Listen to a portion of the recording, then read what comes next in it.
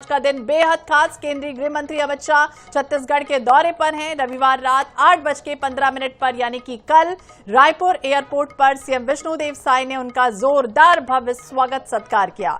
Airport से अमित शाह सीधे Mayfair hotel पहुंचे, जहां उन्होंने रात्रि विश्राम किया है। बता दें कि आज वो रायपुर और बस्तर संभाग में अलग अलग कार्यक्रम में शामिल होने जा रहे हैं। तय कार्यक्रम के अनुसार केंद्रीय गृह मंत्री अमित शाह कुछ ही देर में पीटीएस माना में डायल 112 की 400 नई गाड़ियों को हरी झंडी दिखाएंगे।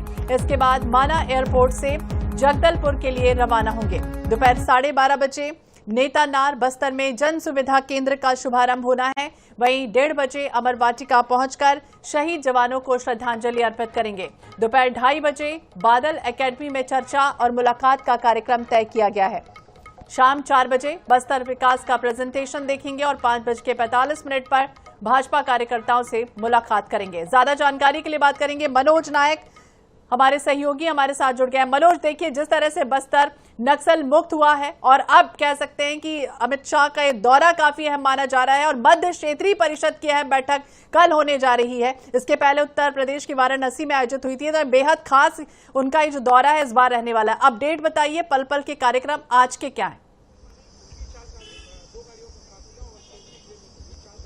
जी, निश्चित रूप से अमित शाह का संकल्प था बस्तर को नक्सलवाद से मुक्त करना। 4 दशक से कहीं ना कहीं बस्तर जो है नक्सलवाद का दंश झेल रहा था और इसके बाद 31 मार्च 2026 की डेडलाइन केंद्रीय गृह मंत्री अमित शाह ने रखी थी और इस डेडलाइन के पूरा होने के बाद कहीं ना कहीं बस्तर अब नक्सलवाद से मुक्त हो चुका। नक्सलवाद से मुक्त होने के बाद केंद्रीय गृह मंत्री अमित शाह का यह पहला दौरा है। आज सबसे पहले वे जो है माना पीटीएस में डायल 112 की 400 गाड़ियों को हरी झंडी दिखाएंगे और अभी अब से कुछ देर पहले ही मुख्यमंत्री विष्णुदेव साय और गृह मंत्री विजय शर्मा होटल मेफेयर पहुंचे। यहां से वे जो है केंद्रीय गृह मंत्री के साथ माना पीटीएस स्कूल जाएंगे। वहां पर जो है डायल 112 की 400 गाड़ियों को हरी झंडी केंद्रीय गृह मंत्री द्वारा दिखाया जाएगा। और अब जो डायल 112 की जो सुविधा थी 16 जिलों में थी छत्तीसगढ़ में, यह पूरे 33 जिलों में लागू होगी और 33 जिलों के लिए यह गाड़ियां आवंटित की गई है। इसके बाद यहां से सीधे केंद्रीय गृह मंत्री माना एयरपोर्ट पहुंचेंगे और माना एयरपोर्ट से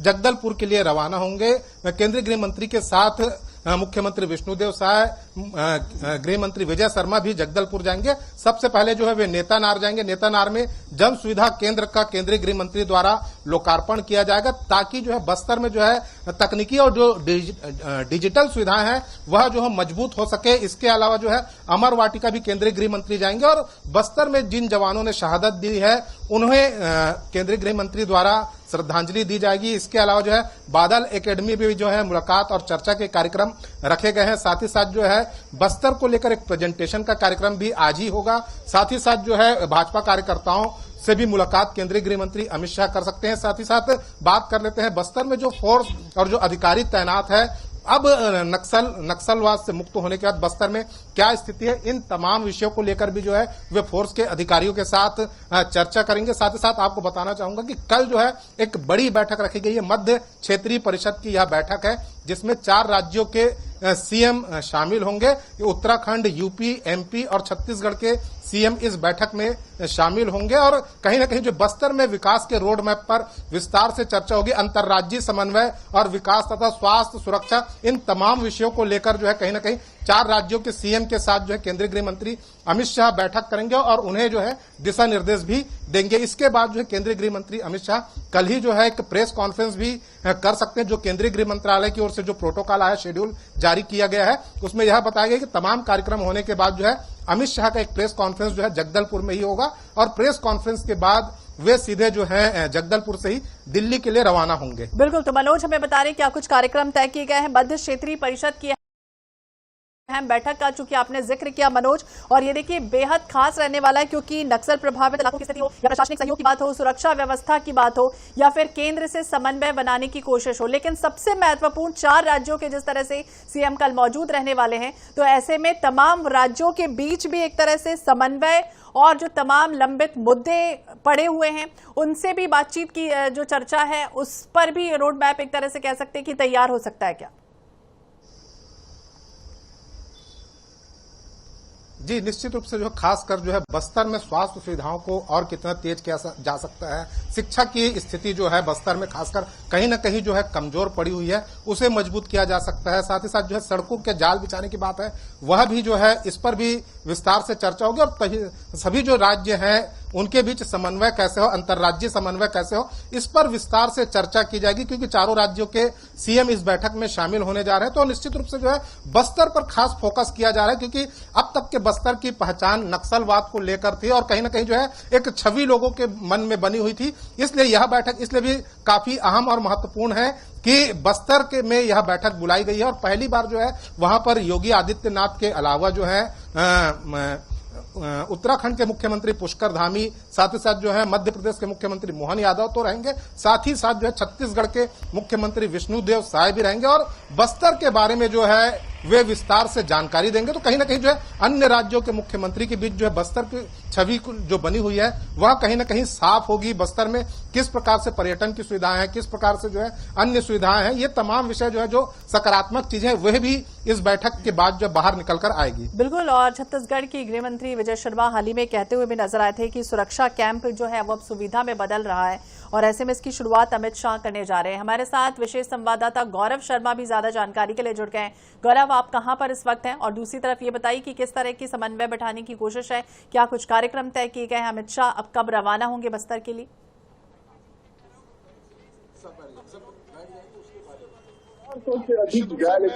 इस वक्त माना पीडीएस में हूं, जहां 400 से अधिक डायल 112 गाड़ियों को हरी झंडी दिखाकर केंद्रीय गृह मंत्री अमित शाह रवाना करेंगे। मुख्यमंत्री विष्णुदेव साय, उप मुख्यमंत्री विजय शर्मा, विधानसभा अध्यक्ष डॉक्टर रमन सिंह की मौजूदगी में ये बड़ा कार्यक्रम होने जा रहा है और छत्तीसगढ़ के लिए इस लिहाज से बेहद महत्वपूर्ण है कि अब तक डायल 112 की जो सुविधाएं थी वो मात्र 16 जिलों में मिलती थी, लेकिन आज से प्रदेश के सभी जिलों में डायल 112 की गाड़ियां उपलब्ध होंगी। ऐसे में कोई आपात स्थिति जो निर्मित होती है, घटना दुर्घटना होती है, वहां पर डायल 112 की सुविधाएं मिल सकेंगी। और आप देख सकते हैं कि जो डायल 112 की नई गाड़ियां हैं वो अत्याधुनिक सुविधाओं से लैस है। डायल 112 की जो गाड़ियां हैं उसमें सीसीटीवी कैमरे लगे हैं, मॉनिटर को आप देख पा रहे हैं। जो तस्वीर सामने आ रही है इन गाड़ियों की वो बेहद खास है। ये आप देख सकते हैं सीसीटीवी कैमरे के माध्यम से जो निगरानी है वो की जाएगी और सीसीटीवी का जो फुटेज है वो इस मॉनिटर में देखा जा सकेगा। रिस्पांस टाइम में इसमें सुधार आएगा कि अक्सर इस बात की चर्चा होती है कि किसी भी घटना दुर्घटना या आपात स्थिति में डायल 112 की सुविधाएं नहीं मिल पाती, तो इसमें जो रिस्पांस टाइम है उसमें सुधार आएगा। और ये बेहद खास है कि इसमें सोलर पैनल लगाए गए हैं। किस तरह से सोलर एनर्जी का उपयोग अधिक से अधिक किया जाए, इस बात को प्रधानमंत्री नरेंद्र मोदी बोलते हैं।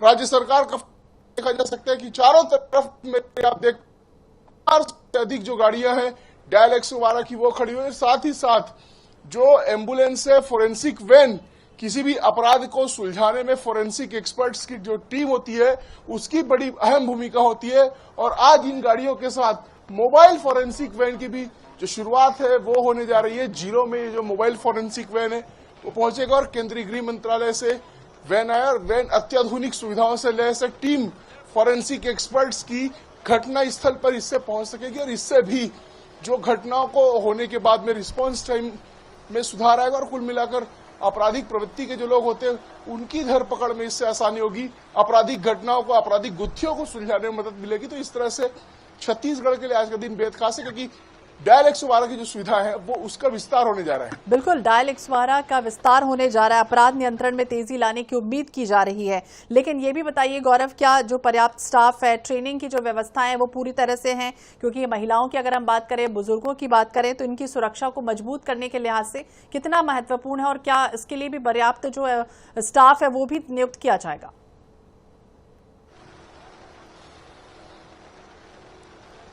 पुलिसिंग के लिहाज से डायल 112 बेहद महत्वपूर्ण सुविधा है और ये जो वाहन है ये वाहन सभी थानों में भेजे जाएंगे, प्रदेश के सभी जिलों के थानों तक पहुंच पाएंगे। और यहाँ पर इस बात को सुनिश्चित किया गया कि सभी थानों में पर्याप्त स्टाफ उपलब्ध हो, मॉनिटरिंग हो और बेहतर ढंग से डायल 112 की जो सेवाएं हैं उसका लाभ जनता को सीधे तौर पर मिल सके, क्योंकि यही एक ऐसी सुविधा है जिसमें हर व्यक्ति फोन करता है, हर व्यक्ति को नंबर याद होता है। कभी भी आपात स्थिति निर्मित होती, कोई दुर्घटना होती है, कभी कोई घटना घटित होती है तो पुलिस के लिए, फायर ब्रिगेड के लिए और एम्बुलेंस के लिए डायल 112 एक ऐसा सुलभ नंबर है जिसको हर कोई डायल करता है। अब तक 16 जिलों में इससे लोगों को राहत मिल पाती थी, लोगों को रिस्पांस मिल पाता था, लेकिन अब प्रदेश के सभी जिले कवर होने जा रहे हैं। प्रदेश के सभी जिलों में डायल 112 के माध्यम से सुविधाएं जनता तक पहुंचाई जा सकेंगी। न सिर्फ डायल 112 बल्कि अब जो घटना दुर्घटना होती थी उसको सुलझाने के लिए मोबाइल फोरेंसिक वैन की भी सुविधा उपलब्ध है। और आप देख सकते हैं बस्तर लिखा हुआ है, सरगुजा लिखा हुआ है, बिलासपुर लिखा हुआ है। अलग अलग संभागों के लिए अलग अलग जो गाड़ियां हैं वो यहां से रवाना की जाएगी। अब से कुछ देर बाद केंद्रीय गृह मंत्री अमित शाह, मुख्यमंत्री विष्णुदेव साय, उप मुख्यमंत्री विजय शर्मा और विधानसभा अध्यक्ष डॉक्टर रमन सिंह की मौजूदगी में यहां से वाहनों को रवाना किया जाएगा। और आप देख सकते हैं सीधी तस्वीर हम दिखा रहे हैं इस वाहन के भीतर की, जहां पर आप देख सकते हैं कि किस तरह से ये जो वाहन है उसके जो सारे अत्याधुनिक उपकरण है वो यहाँ पर उपलब्ध कराए गए, जिससे फॉरेंसिक एक्सपर्ट्स अपना बेहतर ढंग से कामकाज का संचालन कर सके। इसमें तमाम सुविधाएं उपलब्ध कराई गई। साथ ही साथ इन्वेस्टिगेशन किट है और जो भी आवश्यक होता है, जो भी कलेक्शन किट होता है, तो जो भी आवश्यक सुविधाएं होती है तमाम सुविधाएं जो है वो इस इन्वेस्टिगेशन वैन में उपलब्ध कराई गई।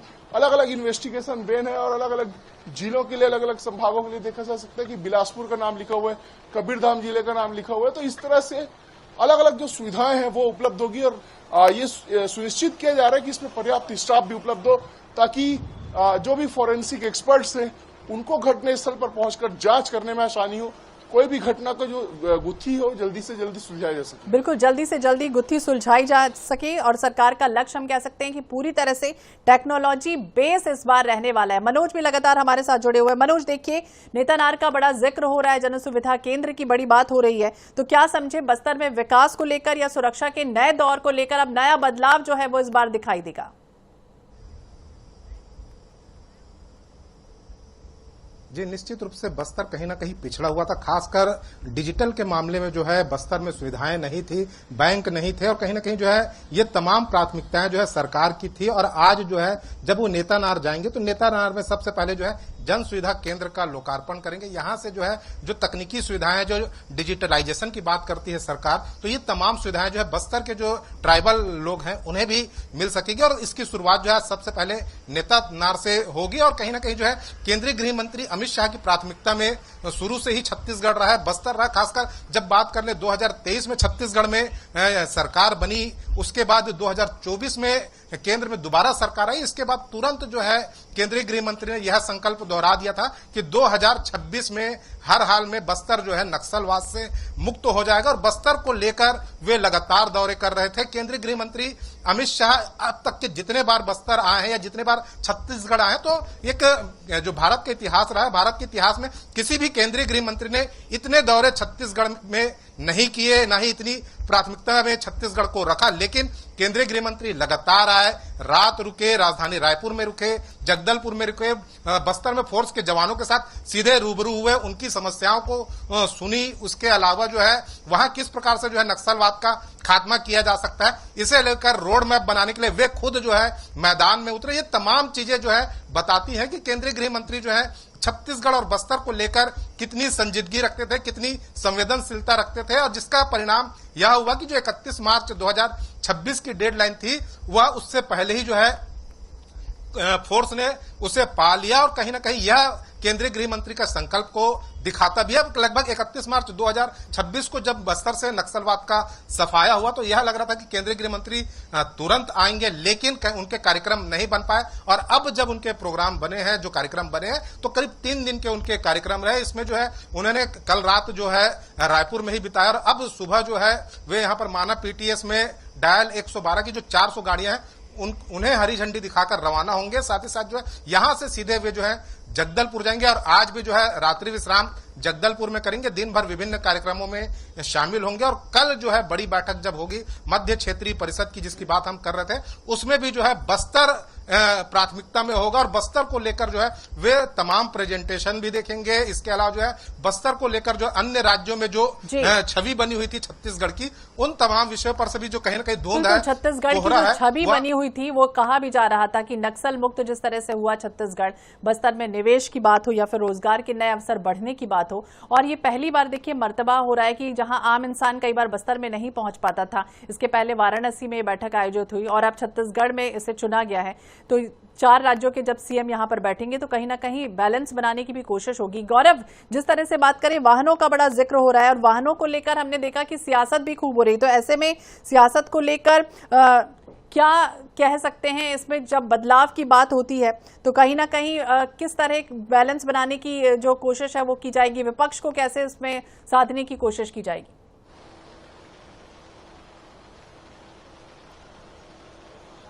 देखिए, ये जरूर कहा जा सकता है कि इन वाहनों को लेकर सियासत हो रही है, लेकिन छत्तीसगढ़ के लिए पुलिसिंग के लिए बेहद महत्वपूर्ण है, क्योंकि 400 वाहन को रवाना किया जा रहा है और 400 वाहन सिर्फ वाहन न समझे जाए, बल्कि ये बड़ी सुविधा है, क्योंकि डायल 112 एक ऐसी सुविधा है जिसका आम आदमी लगातार प्रयोग करता है, न सिर्फ पुलिसिंग के लिए बल्कि आपात स्थिति में एम्बुलेंस मंगाने के लिए, फायर ब्रिगेड मंगाने के लिए, तमाम चीजों के लिए इसका उपयोग किया जाता है। तो ऐसे में बेहद महत्वपूर्ण सुविधा और इसका विस्तार छत्तीसगढ़ में होने जा रहा है केंद्रीय गृह मंत्री अमित शाह की मौजूदगी में। तो इसलिए भले इन वाहनों के रवाना किए जाने पर, हरी झंडी दिखाए जाने पर सियासत हो रही है, लेकिन वाहनों को देखकर समझ में आता है कि इससे छत्तीसगढ़ में बड़ी सुविधा मिलेगी, छत्तीसगढ़ में सुविधाओं का विस्तार होगा और सीसीटीवी मॉनिटरिंग के साथ साथ जहां पर भी वाहन रहेंगे वहां पर निगरानी की सुविधा उपलब्ध हो पाएगी, मॉनिटर किया जा सकेगा, कानून व्यवस्था की स्थिति पर भी निगाहें बनी रहेगी। तो कुल मिलाकर बेहतरीन एक काम जो है वो किया जा रहा है पुलिसिंग को